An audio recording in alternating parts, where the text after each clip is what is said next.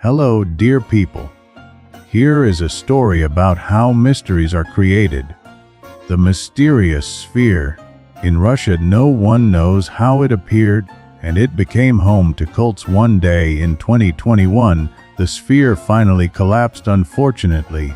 In the mid-1980s, deep in the forests of Russia's Tver region, a giant fiberglass sphere appeared. No one could explain exactly where it had come from or what it had been built for. Over the next 4 decades, the abandoned dome became a destination for off-road drivers, hikers, musicians, hippies, and enthusiasts of conspiracy theories. Then, one day in 2021, the sphere finally collapsed, leaving only fragments scattered across the forest floor. While speaking with local residents, I learned more about the mystique surrounding this iconic landmark. If you head toward Dubna, one of Russia's science cities, then turn toward the village of Fyodorovka, pass Lartsivo and Ignatovo, and make your way through overgrown forest tracks, you will eventually reach a remote clearing. Today, almost nothing remains there except huge pieces of fiberglass lying on the ground. A few years ago, however, something very different stood in that clearing, an 18-meter hollow dome known simply as the sphere. It stood alone in the forest and became a magnet for lovers of unusual regional attractions. Families made pilgrimages to it. Musicians staged concerts inside it. Artists covered it with graffiti. No one could fully agree on where the sphere had come from. Conspiracy theories flourished. In 2009, a user on a local forum claimed that the site had been intended as a testing ground for anti-satellite weapons during the 1980s, but had been abandoned during perestroika. And my grandfather told me that when he and his son were fishing there, they were attacked by strange red beetles that looked like horseflies. The user added. Another forum participant offered a different explanation. The sphere, she wrote, was the Soviet Union's asymmetric response to the American Strategic Defense Initiative, a decoy target designed to divert enemy fire away from. Investigation by the Russian tabloid Komsomolskaya Pravda quoted local residents who insisted that the giant sphere had been dropped by the military from a helicopter, either accidentally during exercises or deliberately during training flights before heading to the exclusion zone.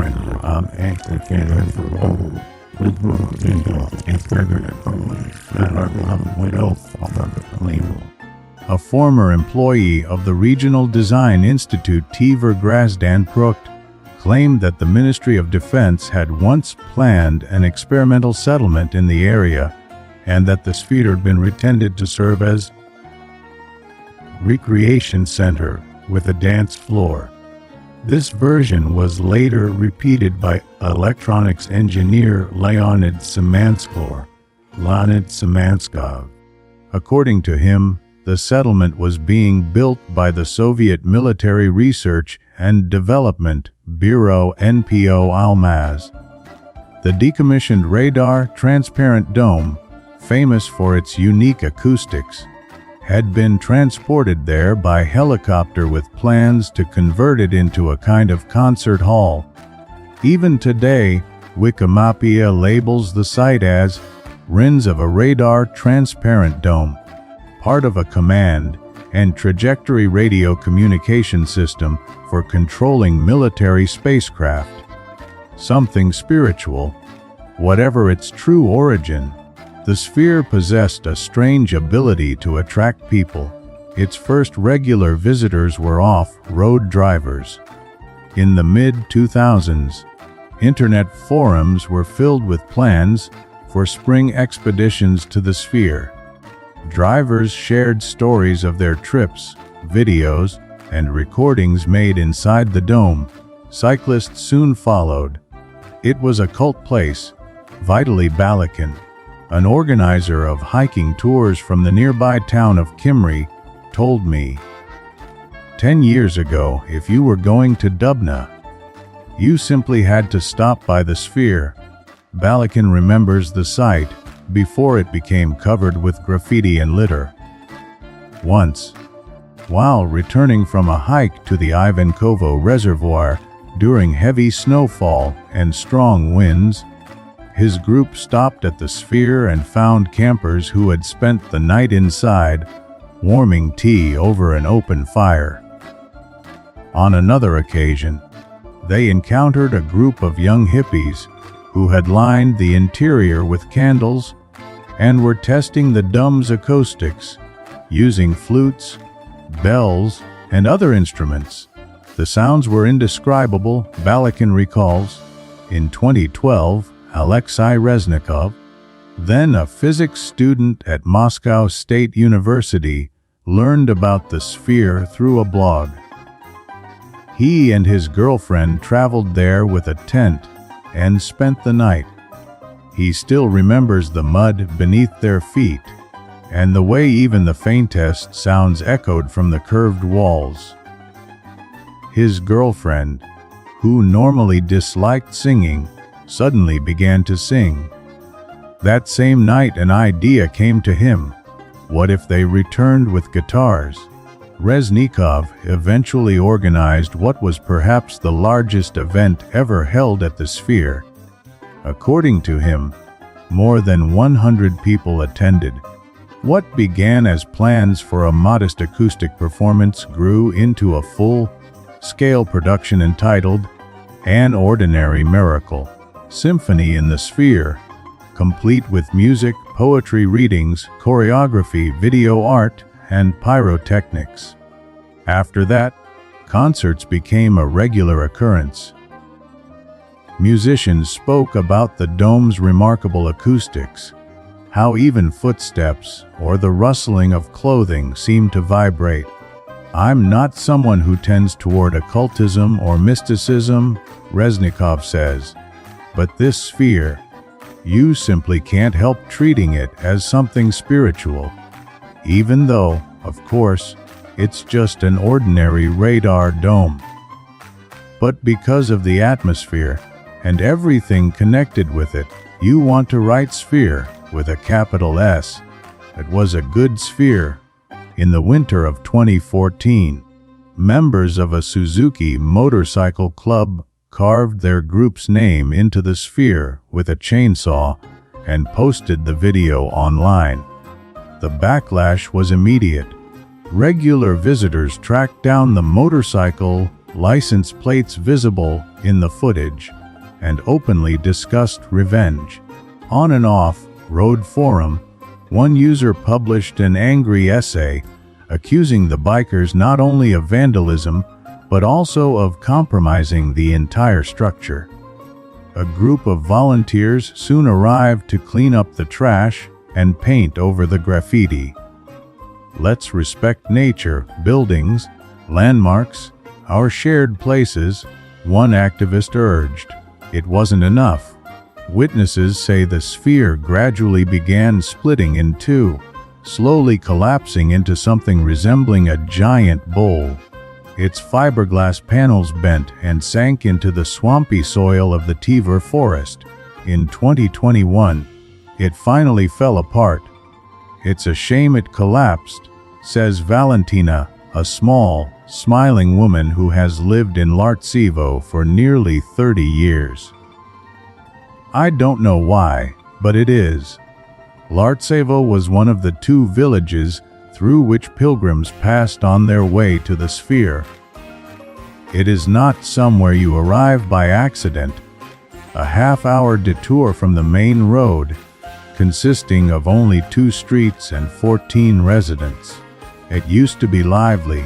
People passed through every day.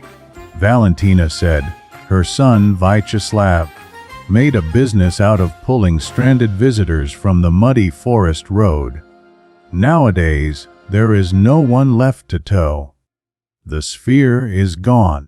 Near Fyodorovka, the largest village along the route, There is a farm run by a former Muscovite named Dmitri. He built it from scratch. Goats, sheep, cattle, and a large chestnut-colored cow named Chano. The farm flourished, partly thanks to the sphere. I took a piece from the forest and made a shelter for the piglets, Dmitri explains. Why not? The plastic is light and durable. Asked what the sphere had originally been for, he confidently replies that it had been decoy for the Americans.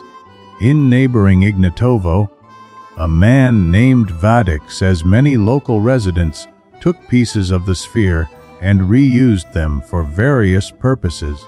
He himself once considered opening a shop with a semicircular roof made from parts of the sphere and selling souvenir magnets. The business never succeeded. Perhaps, he joked, the sphere simply did not approve. An elderly neighbor, Lita, keeps one of those souvenir magnets. Once she sheltered half-frozen travelers wearing sneakers who were on their way to the sphere. It was a good sphere, she says. One day they brought it here, and later they broke it. They rode motorcycles inside it. They lit fires. They sat there all night with guitars. They left mud everywhere. They broke everything they could. Misha, a longtime local resident, has his own detailed explanation of the sphere's origin. He says he once worked as a subcontractor for NPO Almaz. According to him, there were actually two domes. They were radar radomes, protective shells covering weather-sensitive antennas. He says they were flown in by helicopter in the early 1980s. One cracked while being lowered. The other was intended to become a cultural center or dance hall for young people. After the Chernobyl disaster in 1986, he claims, funding was redirected. No road was ever built. The base was never completed. The sphere itself wasn't a big deal for us, Misha says philosophically.